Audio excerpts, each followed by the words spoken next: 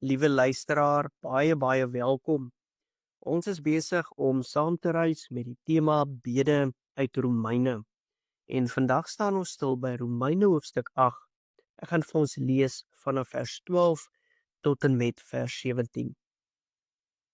Daarom dan, broers, staan ons onder 'n verpligting, maar nie teenoor ons sondige natuur, om daarvolgens te lewe nie.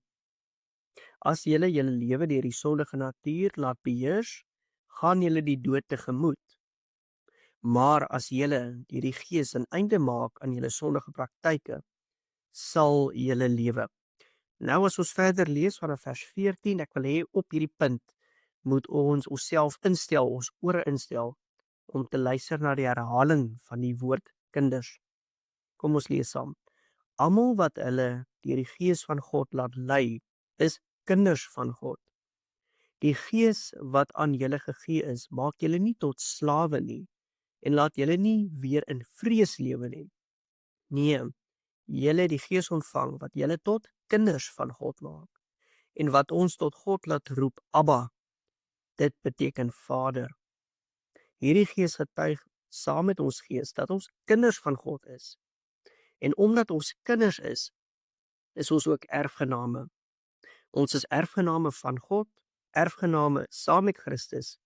Aangesien ons deel het aan sy lyding, sal ons ook deel hê aan sy heerlikheid. Ek lees weer vir ons vers 15 tot 17. Die Gees wat aan julle gegee is, maak julle nie tot slawe nie, en laat julle nie weer in vrees lewe nie. Nee, julle het die Gees ontvang, wat julle tot kinders van God maak, en wat ons tot God laat roep, Abba. Dit beteken Vader. Hierdie Gees getuig saam met ons gees dat ons kinders van God is. En omdat ons kinders is ons ook erfgename. Ons is erfgename van God, erfgename saam met Christus. Aangesien ons deel het aan sy lyding, sal ons ook deel hê aan sy heerlikheid. Kom ons gaan oor in gebed. Here Jesus, as ons deur hierdie hoofstuk werk, dan sien ons alreeds in vers 1 dat die woord bevestig dat daar geen veroordeling is vir die wat in Christus Jesus is nie. En Here, dit beteken dat ons nie langer in vrees hoef te leef nie. Here, ons hoef nie langer weg te kruip soos Adam en Eva weggekruip het toe hulle ongehoorsaam was en sonde gedoen het nie. Maar Here, in vrymoedigheid in U, in Jesus Christus, kan ons nader tot U en bevestig die woord dat U sal nader tot ons. Here, dankie dat ons in 'n verhouding met U staan waar ons U kan ken, waar ons U kan raak sien, waar ons U kan beleef, waar ons as broers en susters saam kan bid, U kan eer, U naam kan prys.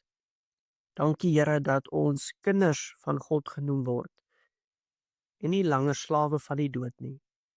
Dankie dat U ons moedelose bestaan kom omswaai het en vir ons hoop kom gee het, lig kom gee het, Here. Dat U ons aan die hand kom vat het en uit die donkerte gelei het, Here, na die lig toe. Dankie dat ons vry is van die wet en die sonde wat ons eens gevange geneem het. Ons was maar soos goggatjies gewees wat in 'n spinnekopweb beland, toegespin deur ons eie oortredings en sondes. En soms was dit ook vir ons baie gemaklik om daar te wees. Dat Here, U het nie vir mense kom sterf wat U liefgehad het nie. U het nie vir mense kom sterf wat goed was nie. Die woord bevestig dat ons almal in vyandskap teenoor U geleef het. Ons almal het nie na U gesoek nie. Ons almal was ver van U af weg. Dankie dat U U genade kom toon het aan gebroke mense, sondige mense, slawe van die dood. Vader, ek bid dan ook nou dat hierdie gebede van ons en dit wat ons glo en dit wat ons bely, nie net lippetaal sal wees nie, maar die taal van die siel, van die hart. Wat Jakobus 2 help ons daarmee dat 'n liggaam wat nie asemhaal nie is dood. So is geloof wat nie oorgaan in dade nie ook dood.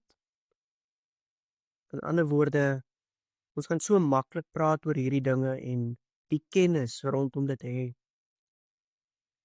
Maar van U alleen kom die wysheid en die insig en die geloof dat ons anders sal lyk, anders sal leef. Dat U in ons lewens kom werk en ons kom vorm en kom maak en ons harte kom aanraak, sodat ons waarlik U beeld en U verteenwoordigers in hierdie wêreld sal wees. Uit ons eie kan ons dit nie doen nie. Ons beste pogings is maar soos vuil lappe. En daarom vra ons dat U ons in die hand sal kom vat en dat U ons sal lei soos die goeie herder. Dat U ons sal kom dra soos die goeie Vader. Ons loof U en ons prys U naam. Dankie dat ons die goeie nuus ook vandag met mekaar kan deel. Amen.